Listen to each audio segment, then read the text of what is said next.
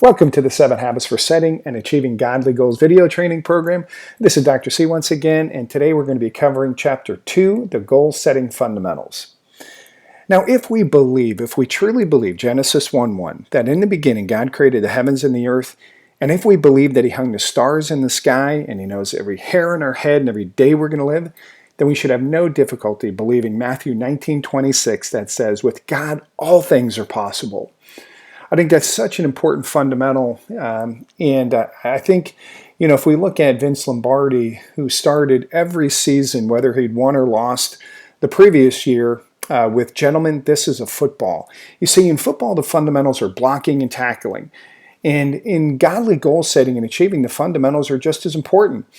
And again, the fundamentals of believing Genesis 1:1 in the beginning that God created the heavens and the earth, and if we believe He hung the stars in the sky, then we truly should have no difficulty believing Philippians 4:13 that says, I can do all things through Christ that strengthens me, simply because Matthew 19:26 says, with God all things are possible. So why is it important to start with the fundamentals? The main reason is because our enemy will do anything to keep us from accomplishing our God-given goals. So therefore, we must be grounded in the fundamentals, the basics of goal setting and goal achieving. So I'm going to start with this declaration. I believe I can with God. Do you?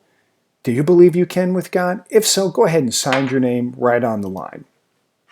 The single greatest obstacle to achieving our goals may be found right inside our head, between our own ears. The enemy of our souls knows us better than anyone else. He uses our minds as the greatest advantage, and in this case, the greatest obstacle in holding us back from achieving the full potential and plan for which we were uniquely created.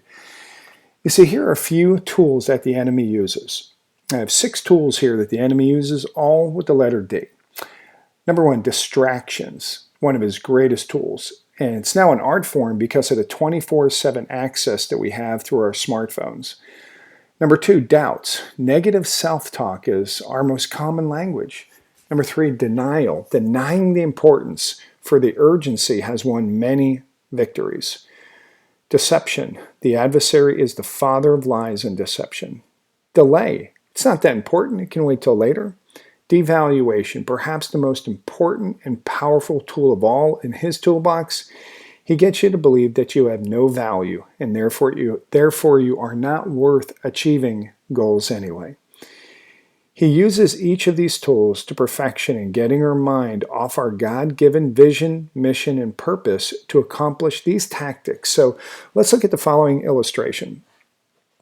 Here's what God says. God loves me. That's belief. We believe that God loves us, right? That we're valuable, that we have worth to Him. I matter so much to God that I'm worth dying for. Values, our core values. Because I am valuable, I am protected. Then we add that together with our thoughts, actions, and habits, right? Our thoughts, God values my thoughts because they lead to my actions. And my actions over time develop my habits. And then the sum result of my habits yield the result of my life. So BWV plus TAH equals the result. And the result is my mission is to provide the result of fruit that lasts. So over here on the left, we have a kind of a diagram of how we can destroy these distractions. So the last thing the adversary wants us to achieve are the goals that God has for us. So therefore, in order to stop us, he places distractions along the pathway between us and our goals. So it's important to have God and godly people to serve us, kind of like kitty bumpers in a bowling alley, that keep the ball on track as it moves down the alley to the pins. So identifying these potential distractions beforehand can also assist us in achieving our goals more quickly and potentially with less pain. So if we're looking here, this is us and these are our goals here. As we're going straight towards our goal, the adversary is going to want to get us to go off track. These are distractions. I have 3 types of distractions here. I've got what we call bad distractions, moderate distractions, and good distractions. Interesting, right, that we can have a good distraction. Well, if we remember the book from Jim Collins, Good to Great, one of his best-selling books, the whole point of that book is good is the enemy of great. So we have to remember that God has great goals for us, great plans for us, okay? And the adversary wants us to achieve anything less than that, so he's going to distract us. We have to identify what those distractions are before we actually fall prey to those distractions. So let's just say maybe this bad distraction is we're working on a project and we're distracted and we want to surf the internet, okay? Or perhaps we want to, something moderate could be something like trying to perfect something before we launch it. And there's nothing wrong with things being excellent, but we can exchange perfection for really procrastination. And then finally, these good goals could be, something that is short of being great or the goal that God has for you, but it just keeps us from achieving our very best. So I want us to keep that in mind that, along this pathway to achieving our goals, the enemy is going to distract us with doubts, denial, deception, delays, and devaluation. And our antidote is to believe we have worth and value and allow our thoughts, actions, and habits to really be dedicated to God so that the result is we can accomplish what He has for us, which is bearing fruit that lasts.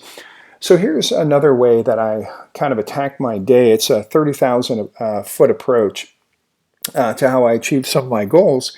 And that is in the morning, I start with prayer, then I plan, then I proceed, and then I plan, and then I pray. So that's I call it the 5 Ps, right? So in the morning, I pray, and in my humble opinion, there's no better way to start the day than prayer. It provides me an opportunity to express my gratitude and thankfulness, as well as asking God for guidance, direction, wisdom, and knowledge for the day. Plan. Now that I've asked God for guidance, direction, wisdom, and knowledge, I proceed with planning out my day from a time, project, and goal perspective. Then I proceed. Once I've planned for the day and I've prepared for the day, on paper, I have a better chance of living that one out more efficiently and more effectively.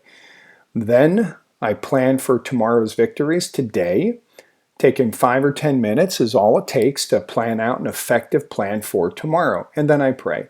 Closing the day in prayer once again provides me the opportunity to thank God for the day and all that it held, to pray for those on my prayer list, and to ask Him for peace and rest. Here's a great verse out of Psalm 100. Know that the Lord is good. It is He who made us, and that we are His. We are His people, the sheep of His pasture. Even His gates, enter His gates with thanksgiving and His courts with praise. Give thanks to Him and praise His name. So now another kind of helpful tool that I use is to remember the learn, plan, do sequence. It's kind of like ready, aim, fire. The perfect sequence for hitting the target is also the perfect sequence for hitting your goals. The terminology is different, but the result is the same: effectiveness and efficiency in accomplishing our objectives. So we have learn, right, before we can plan something, and then we do it. Oftentimes we'll try to, how do I put it? Oftentimes when we're planning, we're doing. And therefore, when we do something that hasn't been effectively planned before it's even been learned, we're going to do it ineffectively. On the other hand, we can do stuff, right? And we can do it with our whole thought and purpose, but when we do it and we do it in a way that's ineffective, we're not actually going to hit our goals either in a way that's most effective and productive. So what I call this here is this is the plan and this is the do. So planning should go down over time. Doing should go up over time. So this is what we would call the strategic planning. This is the tactical doing. So just like every battle and every business, you have to have a combination of planning or strategic and doing or tactical. If I'm going to do an activity, then over time I should plan less and I should do more. And that's what we call the dew point.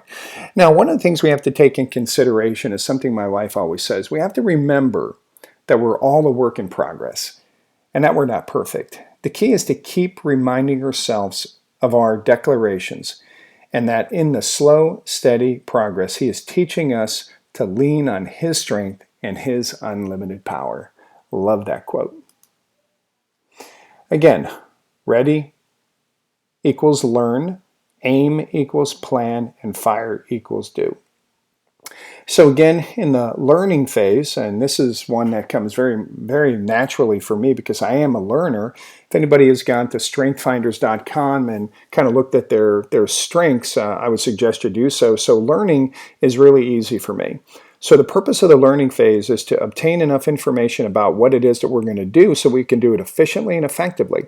My temptation is, because I'm a learner, I can spend literally all day learning and never get to planning or doing. The cool thing about the learning phase is that we can borrow somebody else's knowledge, like their learning, in order to accomplish our objectives. So let me explain. I've studied habit development for years, absolute years. And in those, the time that I've studied habit development, I've read over 1,000 pages of text about habits and neuroanatomy and habit development and, how to start good habits, stop bad habits, and everything in between. Again, I'm a learner, so I just love learning this stuff. Odds are you might not be a learner, and therefore you're not going to go to the list of references and read every reference, article, or book title on the list. But what you can do is simply apply the concepts and principles that I or other experts recommend and to achieve your goals and objectives. The key is to obtain enough through learning to directly or indirectly do what you need to do to be efficient and effective. So that's learning. The planning phase, the purpose of planning is, of course, to plan out how we're going to accomplish the things that we're going to do on our do list. And now I can plan with the best of them. However, the planning phase also comes with some pitfalls. For example, the procrastinator, the good intentionist, the perfectionist, like we talked about before. So those are all the challenges to planning. The do phase is, I have a tendency, not sure if anybody else can relate to this, but I can be an overdoer or an all or nothing doer. Once we have our list of tasks and we've prioritized them, now we can just plan how we're going to get them done. Studies show that we can effectively handle 2 to 3 main tasks per day. The key is staying focused on these tasks, preemptively determining the potential distractions, which we talked about before, is critical to being efficient and effective with task completions. Now, this is something called the man in the arena, something that I stumbled across, and I hope you'll like it. Because as we plan out our goals for the days, weeks, months, years in advance, I thought this man in the arena would serve you well. There's no doubt that when you tell others about your goals and your plans, you're going to have a few critics that will come to try to distract you. So, however, stay the course. God will provide everything you need to accomplish the mission He has laid out for you. Continue to ask Him daily for a clear view of His vision and ask Him if you're going in the right direction. Your accountability partner or partners and otherwise counsel will be helpful in providing guardrails for your protection. So here's the man in the arena. It's not the critic who counts, not the man who points out how the strong man stumbles or where the doer of deeds could have done them better. The credit belongs to the man who is actually in the arena, whose face is marred by dust and sweat and blood, and who strives valiantly, who errs, who comes up short again and again, because there is no effort without error and shortcoming, but he who does actually strives to do in the deeds with great enthusiasm and great devotion, who spends himself in a worthy cause, who at the best in the end the triumph knows the high achievement, and who at the worst, if he fails, at least he fails while doing greatly, daring greatly. So at his place shall never be with those cold and timid souls who neither knew victory nor defeat. This is Theodore Roosevelt, The Man in the Arena, from 1910. So the reason why I put this there is as you start to put all your goals down paper, especially godly goals, the bottom line is the adversary and others may try to distract you or keep you from accomplishing those goals. So what this little exercise is here to do, this little exercise is here to basically, again, be a declaration about whose voice are you listening to. And remember, it's not the critic who counts. So today I choose to listen to what God says about me. And you go ahead and check that box. Now down below, as I mentioned, sometimes there's other critics besides the adversary, including the adversary, that want to get you to get off track or dissuade you from your goals. So go ahead and write those down over here. Okay. And so that ends this chapter, the fundamentals of goal setting. If you have any questions or anything like that, as always, you can reach me, Dr. Corbo, 972-835-7495. You can reach me via email, drc@drcorbo.com. Thank you once again for joining me on this video. Look forward to the next one. Take care.